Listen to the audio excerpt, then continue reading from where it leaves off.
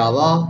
ပြည်သူ့တန်သတင်းဌာနရဲ့2026ခုနှစ်မတ်လ23ရက်နေ့သတင်းတွေကိုတင်ဆက်ပေးသွားမှာဖြစ်ပါတယ်။ရခိုင်ပြည်နယ်ပြင်မှာငါးခုဖမ်းနေတဲ့ဘင်္ဂလားဒေ့ရှ်နိုင်ငံသားတွေကအာလူအိတ်တွေတင်လာတဲ့စက်တွေတစ်စီးကိုမတ်လ21ရက်နေ့ည7:00 နာရီလောက်ကဓမြတိုက်ပြီးဆက်လေပဲနှင်းဖြစ်သူကိုလည်းခြေထောက်ကိုရိုက်ချိုးကာဓာတ်နဲ့ခုတ်သွားတယ်လို့သိရပါတယ်။အဲ့ဒီကုန်တင်ဆက်လေဟာအာလူအိတ်400ကျော်တင်ဆောင်လာပြီးမတ်လ20ရက်နေ့ကဘင်္ဂလားဒေ့ရှ်နိုင်ငံ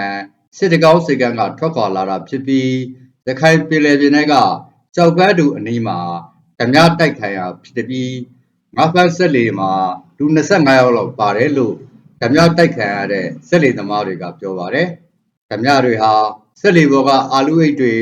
လက်ကင်ဖုံးတွေယူဆောင်တဲ့အပြင်ပယ်နှင်းကိုဓာတ်နဲ့ခုတ်ပြီးအုံညွန့်ဘက်ကို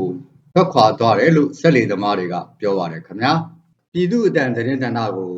ကြည့်ရှုအားပေးကြတဲ့မြန်မာပြည်သူပြည်သားအားလုံးဘေးပရာဝေးကွာပြီးကိုယ်စိတ်နှပြကျန်းမာချမ်းသာကြပါစေခင်ဗျာ